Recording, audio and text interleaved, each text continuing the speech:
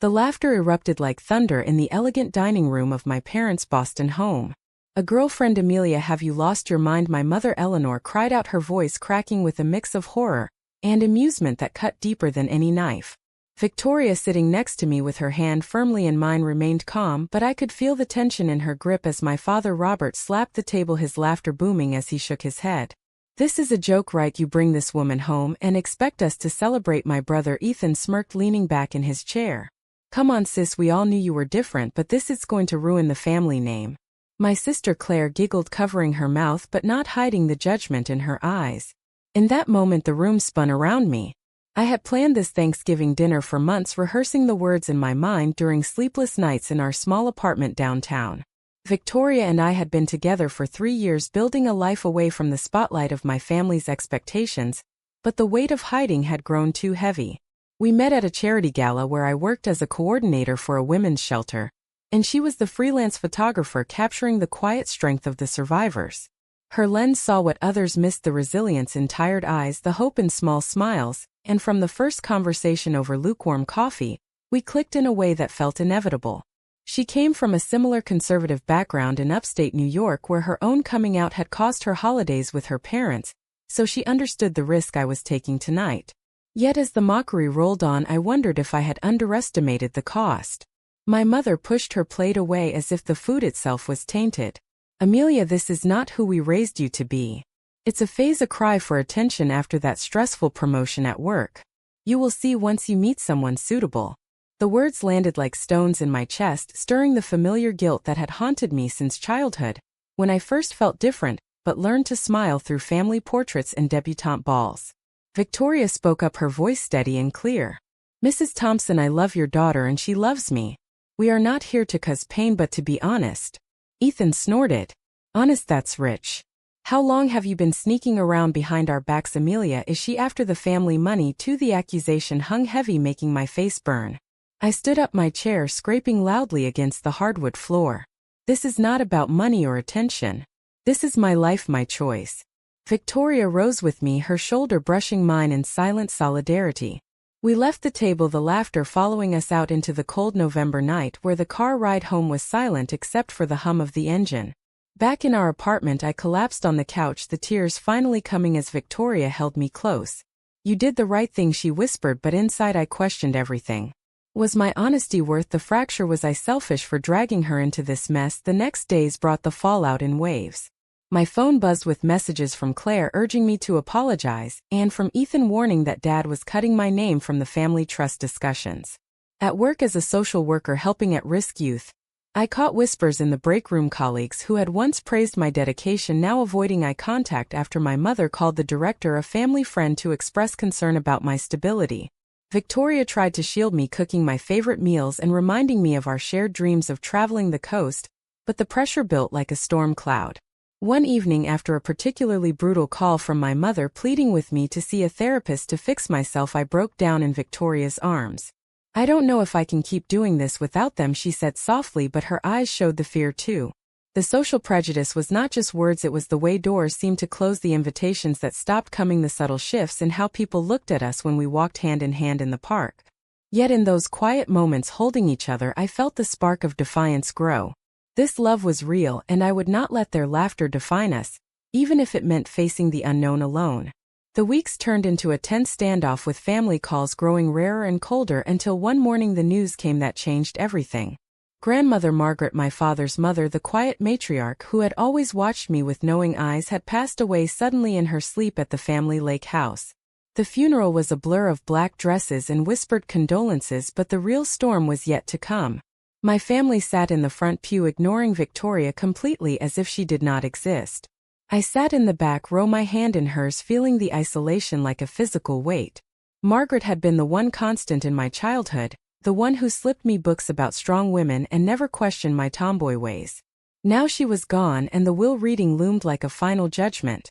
Little did I know that night would bind us in ways none of us could have imagined. The days after the funeral dragged with a heaviness that settled in my bones. Victoria and I returned to our routine in Boston, trying to rebuild some normalcy, but the shadow of rejection followed everywhere. At the shelter where I counseled young women escaping abusive homes, I overheard a coworker muttering about how my personal choices might affect the donor's perceptions. It was not outright dismissal, but the kind of quiet prejudice that chipped away at my confidence, making every meeting feel like a test. Victoria faced her own battles. Her photography gigs dried up after a prominent client who knew my family pulled out with a vague excuse about budget cuts. We spent evenings talking through the pain, her voice soft as she recalled her own parents disowning her at 19. "I never wanted this for you, Amelia," she said one night as we lay awake staring at the ceiling. "But I would not trade our life for their approval." Her strength anchored me, yet my inner conflict raged. Was I sacrificing too much for this love? Was the family I grew up with right that blood should come first? In my mind, I replayed the dinner, the laughter, the way my mother's eyes had filled with genuine disappointment. It was not just mockery, it was a complete erasure of the daughter they thought they knew. The pressure mounted when Ethan called demanding I attend a family meeting to discuss Margaret's estate. "Bring your friend if you must," he said, the sarcasm dripping. We met at the lawyer's office in Back Bay, a sleek building with views of the harbor. My family was already there, seated around the polished table, Eleanor twisting her rings, Robert stone-faced, and Claire avoiding my gaze. Victoria sat beside me, her posture straight, as the lawyer, Mr. Hayes, cleared his throat and began reading the preliminary documents. Most assets were straightforward, the investments split among the siblings, but then he paused. "There is one final provision regarding the lake house in New Hampshire, the last significant property your grandmother retained after the market losses. It is bequeathed jointly to Amelia Thompson and Victoria Lang with the condition that they maintain it as a shared residence for at least 5 years. The room exploded. "What?" Robert bellowed, rising from his chair. "This must be a mistake. Margaret would never do this." Ethan slammed his fist on the table. "She must have been manipulated in her final days. Look at them, they probably fed her lies about family unity." Claire turned to me, her voice sharp. "Amelia, how could you? This is our heritage, not some prize for your lifestyle." I sat frozen, the words echoing in my ears. Jointly with Victoria, the only asset left, the sprawling lake house where I had spent summers as a child, now tied to us both. My mind raced with questions. Had Margaret known about us? How could she have done this? Without a word, the shock mixed with a strange warmth. She had seen us, somehow approved in silence. Victoria squeezed my hand under the table, her eyes wide with disbelief. Mr. Hayes continued calmly, explaining the legal binding nature. "The house valued at over $2 million, now ours to share or lose entirely if the condition was not met." Eleanor's face paled. "This is blackmail from beyond the grave. Amelia, you will contest this immediately. We will not let this stand." The confrontation escalated as accusations flew: gold digger from Ethan, manipulation from Claire. I felt the moral weight crushing me. Accepting this meant profiting from the very family that had rejected me, yet refusing would mean losing a legacy Margaret clearly intended for us. That night back home, Victoria and I talked until dawn. "Do you think she knew?" she asked, her voice trembling. I nodded, remembering the last visit to the lake house where Margaret had pulled me aside and said, "Choose happiness, Amelia, even if it looks different." The decision loomed, but the family did not wait. Calls flooded in with offers to buy us out, threats to cut all ties forever. My inner turmoil deepened. Was this inheritance a gift or a chain forcing me to choose between love and blood? The days blurred into strategy sessions with our own lawyer, while the social fallout intensified. Friends distanced themselves, whispers of family scandal spread through Boston circles. At work, my supervisor suggested a leave of absence to handle personal matters, the subtext clear. Victoria lost another client, her portfolio once vibrant now gathering dust. We held each other through the nights, the love that had started so pure now tested by fire. Yet in the quiet I felt a shift. This will had forced the truth into the open, and perhaps it was time to decide what family really meant. The pressure from my mother peaked when she showed up unannounced at our apartment, tears streaming. "Think of your future, Amelia," she pleaded. "This woman will ruin you. Give up the house, sign it over, and come home. I can fix this." Her words tore at me, the daughter in me wanting to comfort her, but the woman I had become standing firm. Victoria watched from the doorway, her face etched with pain. The betrayal felt complete, yet the awakening stirred. We were not the villains here. The next weeks brought more confrontations, Ethan leaking details to a local gossip blog, painting us as opportunists. The moral dilemma consumed me. Did I owe my family loyalty after their ridicule, Or was the right choice to embrace the unexpected legacy and build something new with the woman I loved? The tension built toward a breaking point as the legal battle loomed, and my heart split in two. The legal papers arrived in a thick envelope that sat on our kitchen table like a bomb waiting to detonate. Victoria picked it up first, her fingers tracing the lawyer's seal. "They are contesting the will," she said quietly. "Your brother claims undue influence." I sank into the chair, the weight of it all pressing down. The family that had laughed at our love now fought to erase it from their history. We met with our attorney in a small office downtown, a kind woman named Sarah who listened without judgment. "The condition is ironclad," she explained. "Your grandmother was of sound mind, the witnesses confirm it. But they will drag this out to wear you down." The moral questions swirled in my mind as we drove to the lake house for the first required visit. The road wound through familiar forests, the house appearing like a memory come to life with its wide porch and shimmering water beyond. Inside, the air smelled of pine and old books. Victoria explored the rooms, her photographer eye lighting up at the light streaming through the windows. "This could be our home," she said softly, but her tone carried doubt. Back in Boston, the pressure intensified. My sister Claire called late one night, her voice slurred from wine. "Amelia, please think about Mom. She has not slept since the reading. Do the right thing." The right thing. The phrase haunted me. What was right when family demanded sacrifice and love offered freedom? At work, the whispers turned to direct comments, a parent pulling their child from my group session citing concerns about role models. Victoria faced similar rejection, her family sending a letter disavowing any connection if she pursued the inheritance. We sat on the couch one evening, the city lights twinkling outside, as she cried for the first time in months. "I never wanted to come between you and them. Maybe I should step back." Her words stabbed deep, triggering my own doubts. Was I forcing her to pay the price for my choices? The betrayal cut when Ethan arrived at our door unannounced with a briefcase. "Sign this," he said, sliding papers across the table.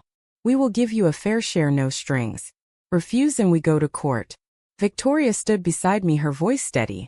"This is not about money, Ethan. It's about respect." He laughed, the same mocking sound from dinner. "Respect? You two destroyed that." The door slammed behind him, leaving us in silence. The inner conflict raged that night as I paced the floor. Grandmother Margaret had chosen this path for a reason, perhaps to force us all to confront the prejudices we hid behind. The family meeting at the lake house a week later was explosive. Robert paced the living room. "Margaret must have been senile. We will prove it." Eleanor clutched my arm. "Amelia, you are my daughter. Choose us." The arguments echoed off the walls, accusations of greed, betrayal, manipulation. Victoria defended us calmly, but I saw the toll in her eyes. Later, alone on the dock under the stars, I broke. "I don't know if I can keep fighting this. The cost is too high." She pulled me close. "The cost of hiding was higher. Remember, we have each other and now this place." It felt like a turning point, the awakening that love could be the foundation, not the destruction. Yet the drama escalated when a local reporter called about the contested will, the story threatening to go public. My career hung in the balance, my family's reputation on the line. The moral dilemma deepened. Was accepting the will an act of defiance or justice? Was walking away the noble choice to preserve peace? The days blurred with depositions and tense calls, each decision carrying the weight of potential loss. Victoria and I grew closer through the fire, our conversations turning to dreams of renovating the house, hosting workshops for young artists. But the family would not yield. Claire sent photos of our childhood, the guilt trip expertly crafted. In quiet moments I questioned everything, the price of authenticity, the value of legacy. The confrontation reached new heights when my mother visited the lake house alone. "I raised you better than this," she said, tears flowing. "This woman has poisoned you. Give it up and I will welcome you back." Victoria overheard from the kitchen, her face pale. The betrayal felt layered now, not just from family but the doubt it planted in our bond. I held Victoria that night, whispering promises, but inside the storm raged. The will had not just named us, it had tested us, forcing choices that would define who we were. As the court date approached, the tension peaked with no easy answers, only the growing certainty that some legacies were worth fighting for, even if it meant losing everything else. The courtroom in Concord felt sterile and cold as we sat waiting for the judge to enter. Victoria adjusted her blouse, her hand finding mine under the table. Across the aisle, my family sat united in their resolve, Ethan glaring daggers. The lawyer for their side droned on about mental capacity, But the evidence was clear. Margaret's doctor testified to her sharpness until the end. Then came the letters. Sarah presented them, handwritten notes from Margaret to her attorney detailing her wishes. I have watched Amelia grow into a woman of courage, she wrote. Her love for Victoria is true, and I will not let prejudice steal their chance at happiness. The room fell silent. My mother's gasp was audible. Robert stood. This is forgery. But the handwriting expert confirmed it. The judge ruled in our favor, the will upheld with the joint ownership intact. Outside the courthouse, the family surrounded us. You won this round, Ethan spat. But you lost us forever. Claire turned away, tears in her eyes. Mother simply stared her disappointment, a living thing.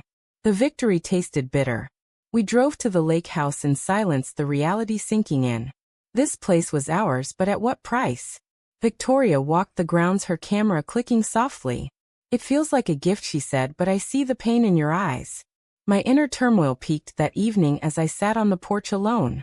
Had I chosen correctly? Was the moral victory worth the family I had lost? The days that followed brought new challenges.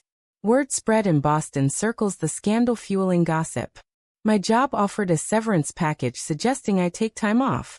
Victoria secured a small exhibit, but the reviews mentioned the family drama overshadowing her work. We poured our energy into the house, painting walls, clearing gardens, the physical labor a balm for the emotional wounds. Yet the betrayals continued. Ethan leaked private emails to the press, twisting words to paint Victoria as a manipulator. The article hit hard with headlines questioning our motives. I confronted him over the phone. How could you? He laughed. You chose her over us. The moral questions consumed me. Was my pursuit of love selfish, or was there prejudice? The true betrayal. In quiet moments, Victoria and I talked about the future. We could sell part of the land to appease them, but that felt like compromise. Instead, we decided to honor Margaret by turning the house into a retreat for LGBTQ youth artists. The idea sparked hope but brought new confrontations. My sister showed up one weekend alone. Mom is sick, Amelia, she said. The stress is killing her. Come home without her, and we can fix this. The blackmail stung deep. Victoria gave me space, but I saw her worry. That night I lay awake weighing the options. Sacrifice the relationship for family peace, or stand firm and lose them forever. The awakening came slowly. Family was not blood alone, but the people who chose you daily. We hosted our first small gathering at the house, friends who supported us filling the rooms with laughter. For the first time the space felt like home. But the family did not relent. Robert sent a final letter offering a large sum to relinquish the claim. We refused. The decision solidified something in me, the resolve to live without apology. Victoria and I grew stronger, the shared struggles forging a bond deeper than before. The psychological toll showed in sleepless nights and tearful arguments, but each time we chose each other. The drama peaked when Eleanor arrived unannounced, her health visibly frail. I miss my daughter, she whispered. But I cannot accept this life. The conversation ended in tears with no resolution. In the aftermath, I realized the price everyone paid. My family lost a daughter, their prejudice costing them connection. Victoria and I lost comfort, but gained authenticity. The lake house stood as a testament to that choice, its walls holding the echoes of laughter and pain. As summer faded, we settled into a rhythm, the inheritance no longer a burden, but a foundation. Yet the questions lingered. Had we done right by accepting the legacy, or should we have walked away to spare everyone the hurt? The story was far from over, but for the first time I felt ready to face it. The leaves turned gold around the lake house as autumn settled in, mirroring the changes in our lives. Victoria and I had made the place our own, with her photographs lining the walls and my books filling the shelves. The retreat idea gained traction with applications from young artists pouring in. Yet the family shadow loomed. Ethan filed another appeal claiming new evidence of coercion. The legal fees drained our savings, forcing us to make tough decisions. At a family mediation session in the city, the tension boiled over. Robert slammed the table. You have torn this family apart, Amelia. All for what? A house and a woman who does not belong. Victoria remained composed, but I saw the hurt. Later in the car, she admitted, sometimes I wonder if I am the reason for all this pain. My reassurances felt hollow against the mounting pressure. Work opportunities dried up completely for me, the shelter board citing donor concerns. Victoria picked up odd jobs to keep us afloat. The financial strain added to the emotional one. One night after a particularly harsh argument about whether to counter-sue, I stormed out to the dock. The water lapped gently but my mind raced. Was this the life I wanted, constant battle and loss, or was there a path to reconciliation that did not require surrender? Victoria joined me, wrapping a blanket around us. "We do not have to fight alone," she said. But the betrayal came from an unexpected place. Claire called with an offer from Mother. They would drop the appeal if I agreed to family therapy and limited contact with Victoria. The bribe was clear. I refused, but the seed of doubt grew. Was I being stubborn or principled? The inner conflict reached a crisis when Victoria received a letter from her own estranged parents. They had heard of the inheritance and suddenly wanted to reconnect with conditions. She tore it up, her hands shaking. "I will not let them use me again." Her strength inspired me but highlighted the parallel wounds we carried.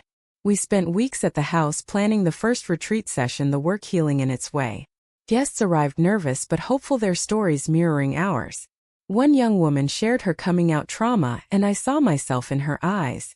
The experience solidified my conviction. This was the legacy Margaret intended, not division but healing. The family learned of the retreat and the outrage renewed. Ethan showed up with papers threatening injunction. "You are turning our heritage into a circus." The confrontation on the porch was raw. I stood my ground. "This house is ours now and we will use it for good." Victoria backed me, her voice firm. "Your laughter at dinner started this, but we chose to rise above it." He left defeated, but the damage lingered. My mother called that evening, her voice weak. "I am proud of the woman you are becoming, even if I cannot say it to your face." The partial olive branch brought tears but no full resolution. The moral dilemmas continued as we faced community backlash in the small town near the lake. Petitions circulated against the retreat, citing traditional values. Victoria and I attended town meetings defending our vision, the public scrutiny exposing every vulnerability. Through it all, our love deepened, the quiet moments of connection reminding us why we fought. One evening as snow began to fall, we sat by the fire discussing the future. "We have paid the price," she said, "but look what we have built." The awakening was complete. Family prejudice had tried to break us but instead forged something unbreakable. The final appeal hearing approached, and with it the last chance for closure. We prepared our statements, the words carefully chosen to honor the truth without malice. In the end, the judge dismissed the case, permanently affirming the will. Outside the courthouse, my family waited. No words were exchanged, just a long look that spoke volumes of loss and regret. We drove back to the lake house, the silence comfortable now. The sacrifices had been real, careers strained, relationships severed, but the growth was undeniable. Victoria and I stood on the porch watching the sunset. "This is our story now," she said. "One of resilience." Yet as winter closed in, I could not shake the final question of right and wrong. The drama had reshaped us all, and only time would tell if the choices held. Winter blanketed the lake house in white, transforming the landscape into a peaceful haven. Victoria and I had settled into a rhythm, hosting weekend workshops for the youth group, the house alive with creativity and laughter. The retreat program flourished, drawing support from unexpected allies in the community. Yet the family silence weighed heavy. No calls, no visits, just the occasional card from Claire with updates on Mother's health. I wrestled with the guilt in quiet moments, wondering if my stand had been too rigid. Victoria sensed it, pulling me into conversations about balance. "We can reach out without compromising who we are," she suggested. The idea took root, leading to a careful letter I sent outlining my love for them despite the differences. The response was slow but came in the form of a package from Eleanor containing old family photos and a note. "I am trying." The small step felt monumental, easing some of the inner burden. At the same time, Victoria faced her career resurgence with a gallery show featuring images from the lake house. The opening night brought a mix of old friends and new supporters, the success a validation of our path. Yet the past intruded when Ethan appeared at the event uninvited. "We need to talk," he said, pulling me aside. "Dad is ill and he wants to see you." The condition was implied without her. The moral test returned. I consulted Victoria, her wisdom guiding me. "Go see him. Family does not have to mean agreement." The hospital visit was tense, Robert pale in the bed but his eyes sharp. "You made your choice," he said, "but I respect the fight." The conversation was brief but honest, no full reconciliation but a crack in the wall. Back at the house, Victoria and I celebrated the small wins with a quiet dinner, the romance rekindling in the simple act of being present. We walked the frozen lake hand in hand, the cold air sharpening our senses. "This life we built is worth every tear," she said. The awakening had transformed us both from victims of prejudice to architects of our own legacy. Spring brought renewal with the first full retreat session, the house buzzing with young voices sharing stories of courage. One participant, a teenager named Sam, reminded me of my younger self, the doubt and the hope intertwined.